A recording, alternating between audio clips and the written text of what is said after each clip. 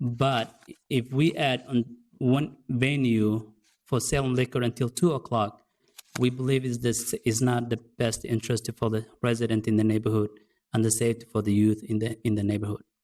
And we would like to consider that. And thanks for the services. Okay, thank you. And especially Representative Cano, we would like you to consider this and reach out to the community and seek more information about this stuff. And we have a teen challenge, which is another addiction services very close to Ward 8, which is the borderline of the other side of First Avenue.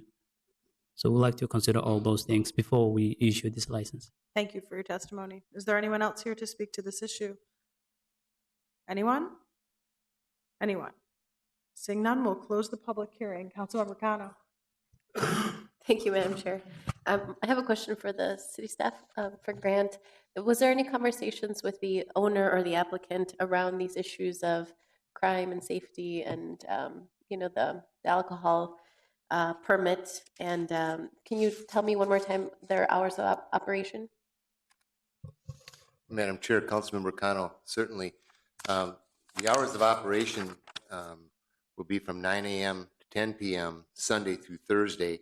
They do want to operate from 9 a.m. to 2 a.m. on Friday and Saturday. This is a small restaurant with 32 seats, and they're seeking an on-sale wine and strong beer license, Class E, which is no live entertainment. And it will be just to accompany the food is the intention in the business plan. Okay, thank you for that. So we were just chatting about how the application is for beer and wine. So I just want to acknowledge that we do have challenges in this area with some of the crime and safety issues that the community members have raised. And this is kind of a difficult issue to figure out, because sometimes the way that we try to address some of these issues around livability and crime and safety is by getting more people to come to Lake Street. So a lot of times, because Lake Street tends to shut down after 8 p.m. or 9 p.m. at night, we don't have the vibrancy of the people coming to spend dollars there like you see in Eat Street or in Uptown. And so one of the things that we try to do as a council office is really to promote activity on Lake Street in the after hours, 8 p.m. on, so that folks who are shopping and eating can still feel comfortable in the street and they're not empty, and folks who live in the area don't have to go to other neighborhoods to spend their money. So I think right now what I want to do is I'm going to support this application, and what I can do is track it. What we do typically is we just track closely the activity, maybe 3 to 6 months from now, check in to see how things are going, and if there's any issues with some of the concerns that the community members have brought. My office is here to meet with you and to be ready to address some of those issues. But I think for now, this is a strategy that we can put in place to try to get more folks to come out to Lake Street, to come and eat at the restaurants that are here and available. And if there seems to be a pattern of issues that arise, we would be happy to address it. And we have addressed this with other businesses that have had problems with some activity. And that's where we can work with our regulatory services staff to curtail some of the hours. So maybe we help them close at an earlier time, or we monitor them more closely. And I would like to move this for approval. Thank you. Motion to approve is in front of us. Further comments or questions? Seeing none, all in favor signify by saying aye. Aye. Any opposed? That item is approved. We'll move on to item number 7. Mr. Wilson. Madam Chair, we have an application by Pony Up LLC, doing business as the Draft Horse at 117 14th Avenue Northeast. They are seeking a permanent expansion of premises to add a new sidewalk cafe. The sidewalk cafe will have 32 seats. It will be located on the 14th Avenue side of the sidewalk. And the design of this sidewalk cafe has been approved by the Public Works Transportation Division. We notified all property owners and residents within 300 feet of this establishment of today's public hearing. We also notified the Sheridan Neighborhood Association and the Northeast Minneapolis River District. Written responses received to date include one that was in support of the application. Staff's recommendation is this meets all of our requirements, and we recommend that you approve the application. Are there any questions for staff on item number 7? Seeing none, we'll open the public hearing on item number 7, which is an expansion of premise for the Draft Horse. Is anyone here to speak to this issue? Anyone? Anyone? Seeing none, we'll close the public hearing. Councilmember Frye. Thank you, Madam Chair. The Third Ward is cooking today, and Draft Horse is another excellent organization that's just attached to the food building, serving wholesome and excellent food, and I'm happy to also make sure that they get an outdoor patio. On the motion, I'll take that as a motion to approve. Item number 7, all in favor signify by saying aye. Aye. Any opposed? That item is approved. We'll move on to item number 8. Mr. Wilson. Madam Chair, we have an application by Twin Spirits Distillery LLC, doing business as Twin Spirits Distillery, for a location at 2931 Central Avenue Northeast. They are seeking an on-sale liquor license with Sunday sales to be used in conjunction with their distillery, and will be actually operating it as a cocktail room. They're asking for a C2 entertainment, which is up to 3 amplified musicians. And they are also applying for the off-sale distilled spirits license that's allowed for distilleries. I believe this is our 6th distillery cocktail room since this law was passed in 2015.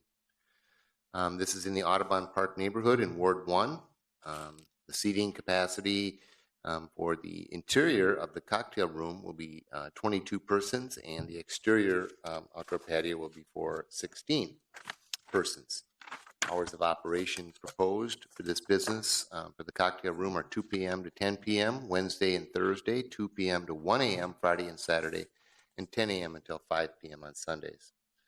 The owners are Michelle and John Winchester. A public hearing is required. We did notify all residents and property owners within 600 feet of this address.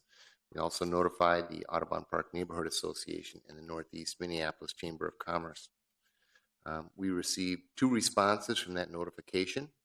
One was in support and one was opposed. The one that was opposed was concerned about air quality as it relates to emissions released from distilling operations. Based on our review of this application, they seem to meet all of the requirements of the state and city ordinances on distilling and cocktail rooms, and staff's recommendation is that you approve the application. Are there any questions for Mr. Wilson on item number 8? Seeing none, we'll open the public hearing on item number 8, which is a new business license for Twin Spirits Distillery. Is anyone here to speak to this issue? Who's Michelle Winchester? The first woman-owned distillery. We think that's very cool. It was in the report even that way, so I think that says something. Congratulations to you, Governor. I note that that's what you go by, and I love it. I think it's great. Is there any, would you like to say something? Yes. Come on. The girls up here say yes. I'm very excited about opening my distillery. It's been my 4-week project that has taken 6 months. So I'm very eager to do it. What are you going to be distilling? I'll be starting with vodka, and then I'll do gin and rum and whiskey, limoncello. That's great. Just keep rolling. Well, thank you for being here today. It's really Thank nice you. to see this happen. Thank you. I'm Is there excited. anyone else here to speak to this issue? Sir, come forward, state your name and address for the record.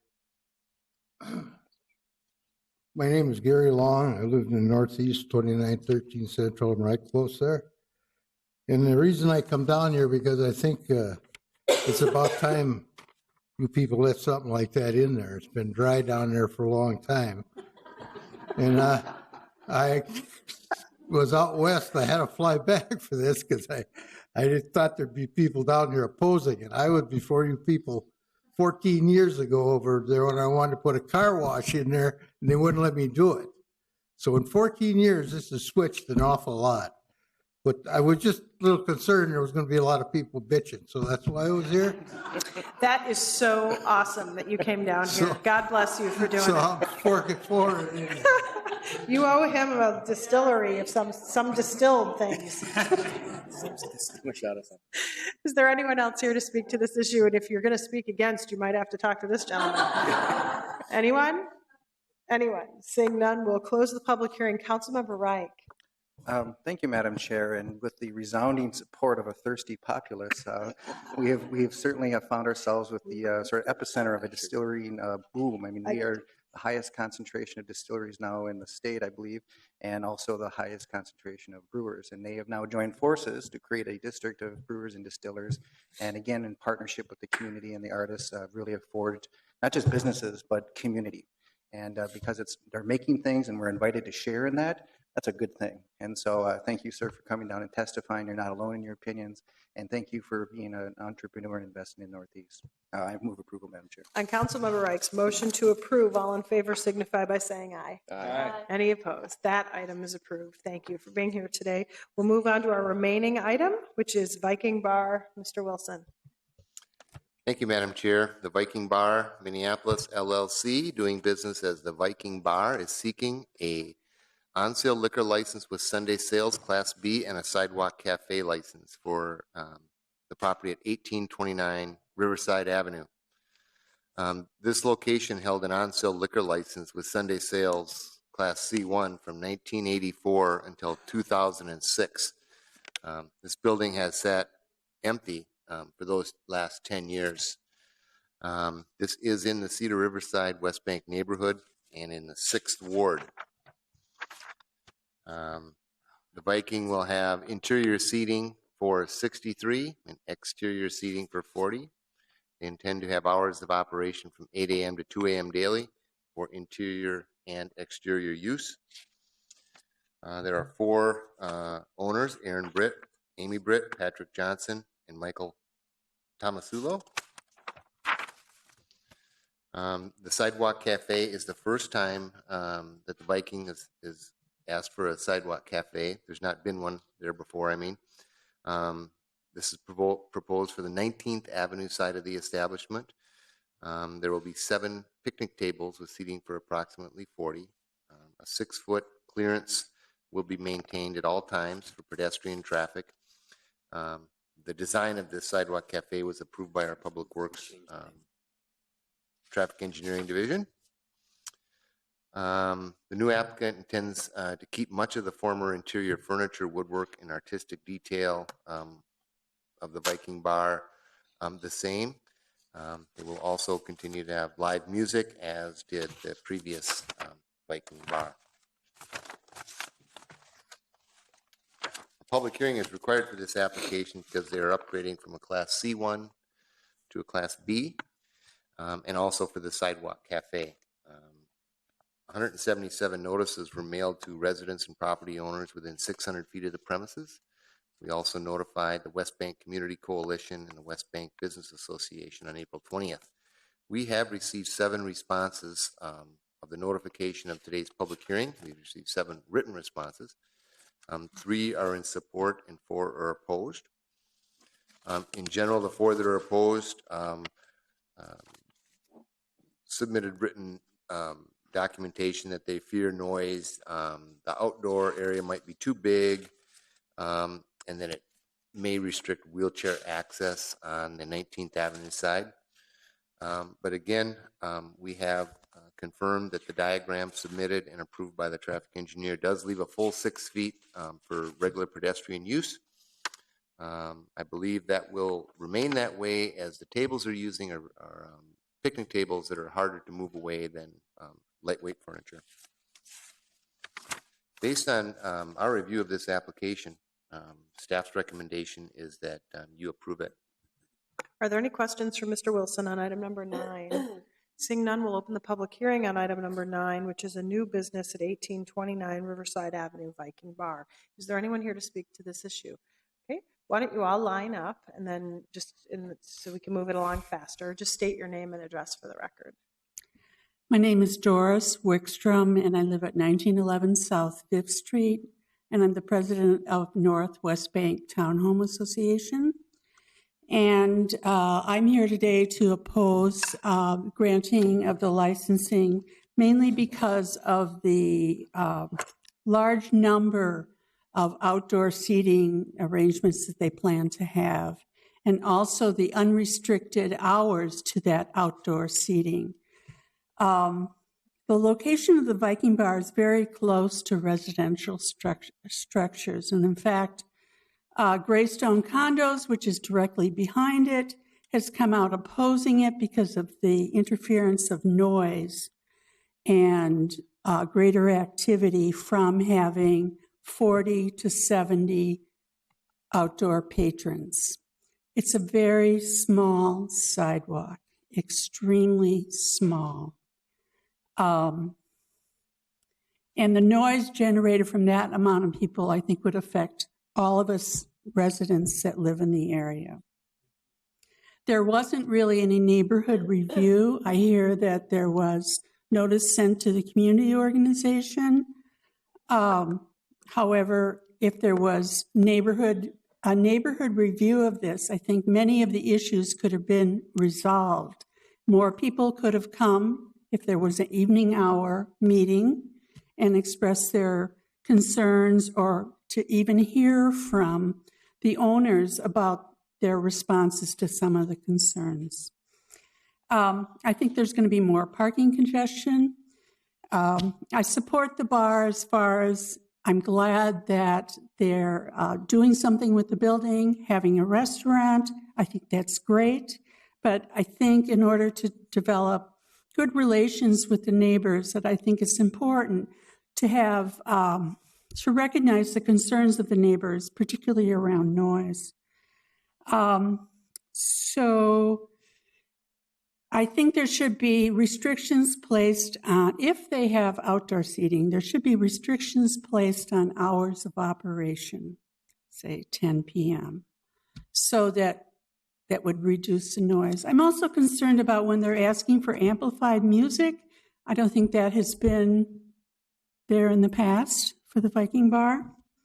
And I'm worried about the noise. We have 5 bars within a block of that location, and I know at least one down the street, the Nomad, neighbors complain continually about the noise, and people leaving the door open and noise for the residents. So I think at this time I'm opposed to the license, and I think there needs to be a community review and the ability of the community to have answers given to some of their questions and concerns. Thank you. Thank you for your testimony. Please step forward, state your name and address for the record. Michael Karras, 518 19th Avenue South. I live about 300 feet away from this particular bar. I am very glad that they are restoring it. It's been a vacant hole for a number of years. The fact that there'll be activity there will actually, as Ms. Quinto said earlier, provide a better feeling to be able to walk around at night. However, the ask for 40 seating positions and 70 possible total is a lot for that particular structural area outside. Did they actually provide a map or a drawing that the council people could see? Yes, we have one in our report, and actually I'll ask someone to put it on the screen. You had stated that there was a 6-foot lane that was available for traffic. I've not seen the fact that they're going to take out some trees to make that work. Give me a second. I think it's fair for you to say you haven't seen the map. Why don't we go ahead and put that on the overhead projector so it comes up so that they can see what we see. You could take a moment.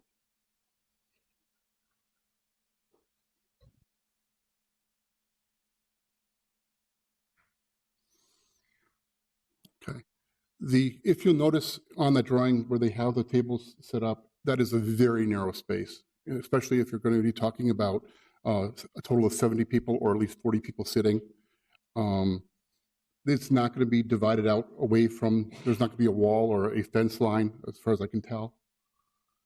And it just seems to me that with broadcast music up to 2 o'clock during the week, I would not have a problem with that being like a Friday and Saturday night event.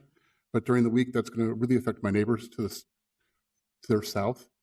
And I think that they just need to have it reviewed to maybe shrink the number of people that are on the patio by about half or maybe a third to make it a viable, usable space. I really want this to happen. I just think that they need to readdress it and look at it from a more realistic standpoint. I'm afraid that why they put it so high is so that they can fit a business model, not to a reality. Thank you. Thank you for your testimony. Is there anyone else here to speak to this issue? Hello, I'm Amanda Kruger. I live at 1824C South 5th Street, about 30 feet away from where this would be opening.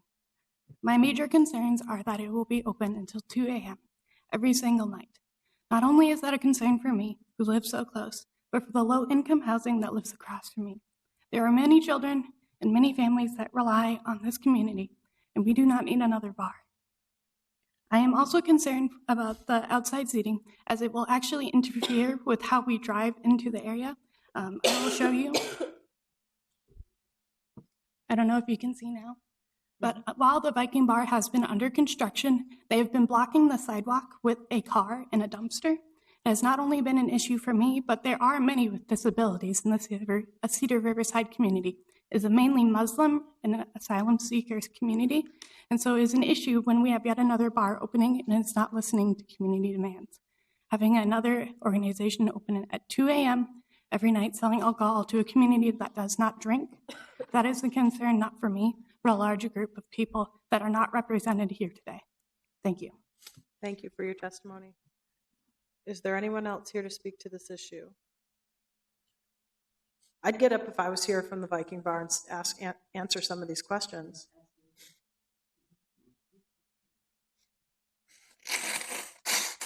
Hi, I'm Amy Britt. I live at 2841 Bryan Avenue South. I'm Aaron Britt. I live at 2841 South Bryant. Good afternoon. I'm Patrick Johnston from Los Angeles, California. Came out here for the meeting here. Thank you. I'm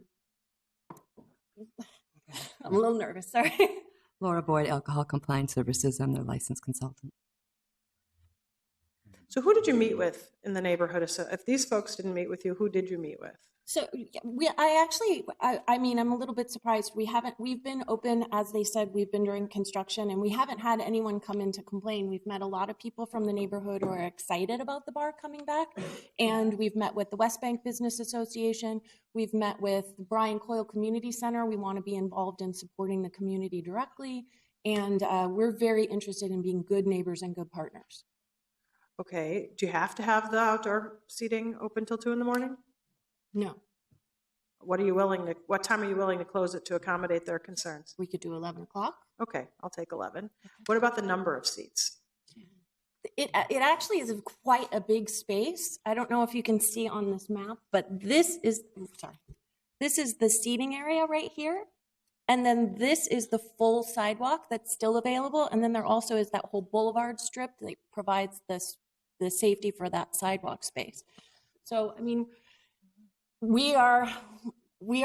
was a very expensive proposition to open this bar. We had to build a kitchen in the bottom of the basement, which was not there before. And so we really are, operating under tight constraints to start making some money back and staying in business.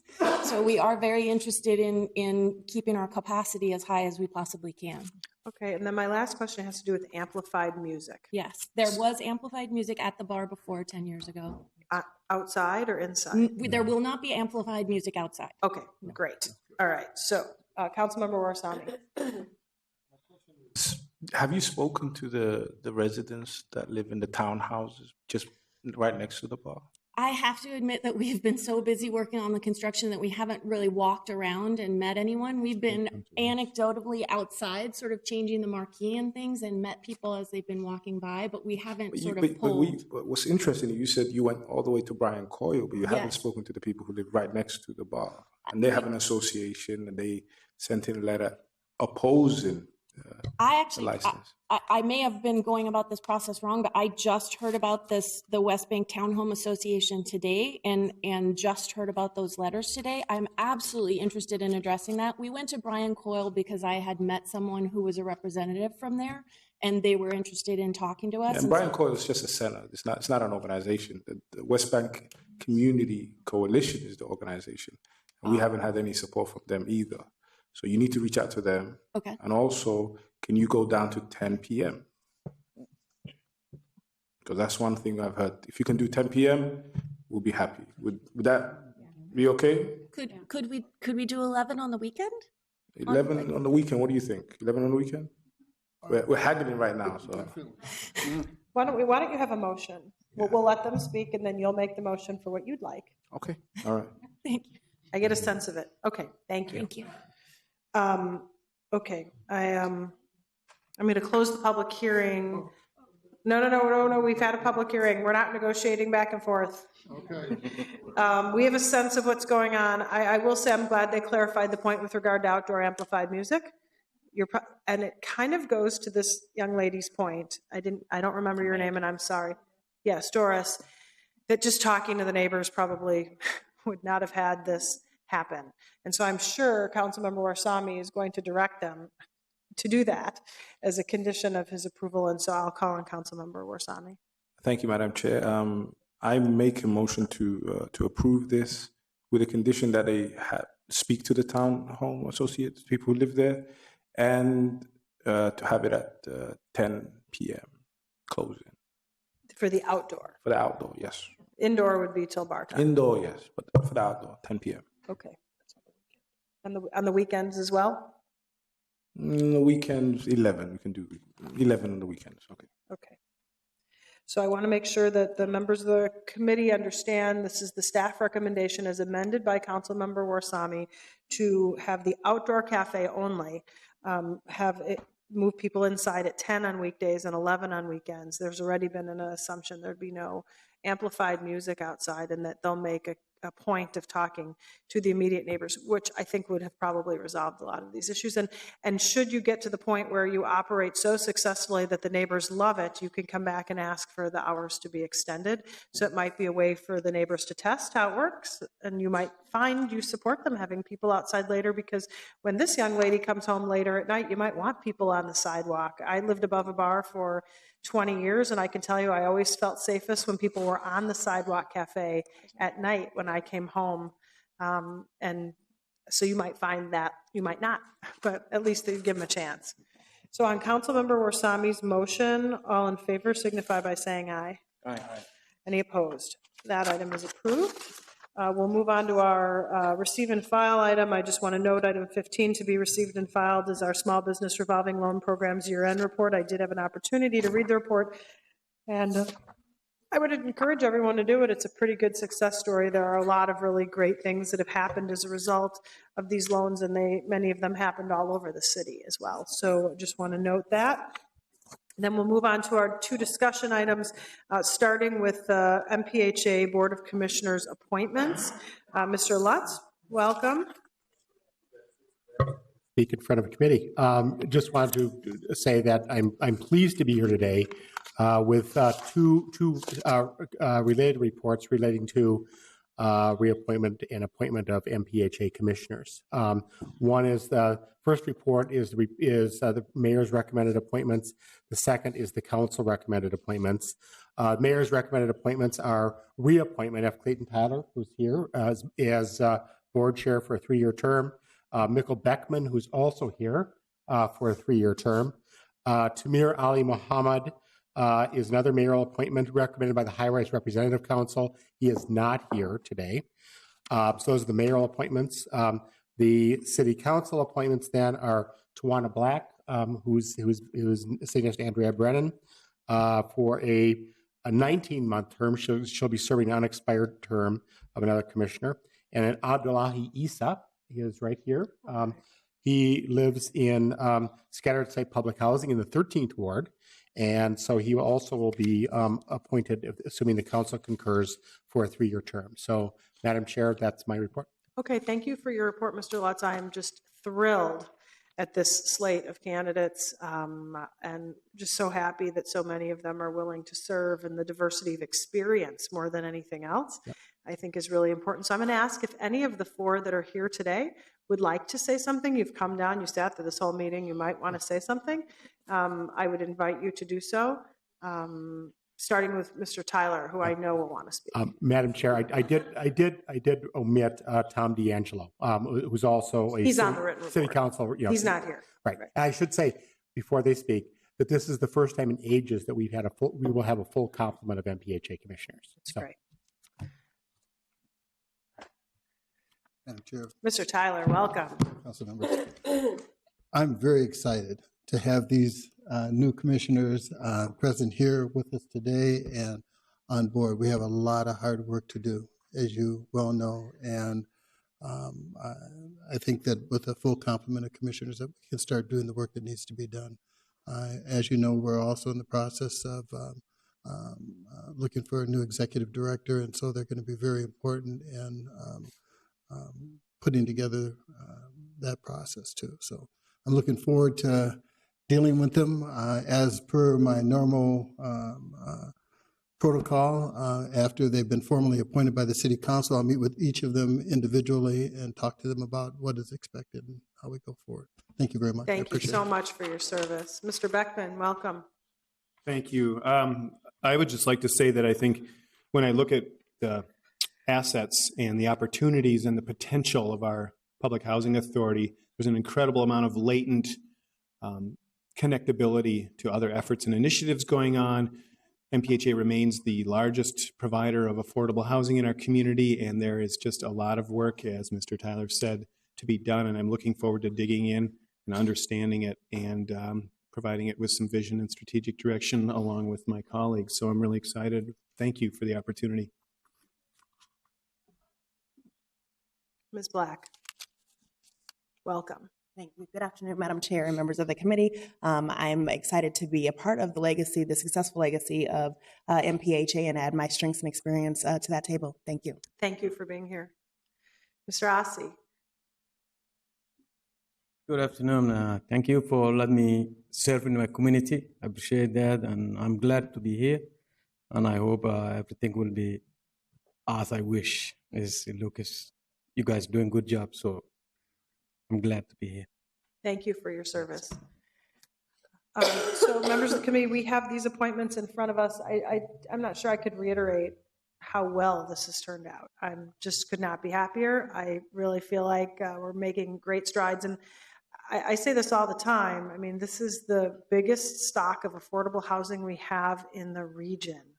And we're talking about thousands and thousands of people who are impacted by public housing in our community. And the fact that it is a citizen-led independent board means our job is to pick the people and let them govern.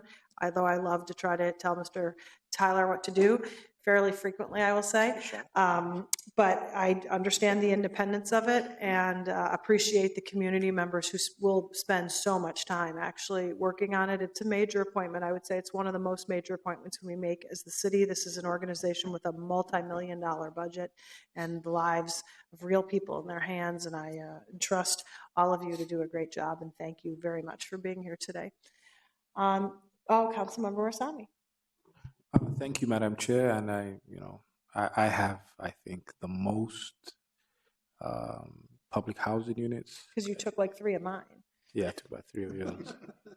4 from some other place. I have about 17. I have about 17 public housing units. So, and we work closely with the high-rise representatives. And I thank your service and all the work you do. I think it's wonderful. So, thank you very much. Councilmember Fry.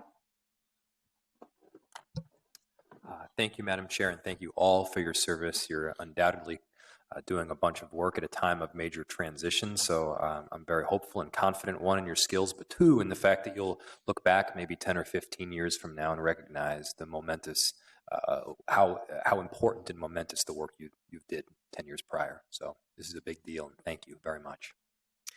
On the staff recommendation for the slate of 6 members, as written on your agenda, all in favor signify by saying aye. Aye.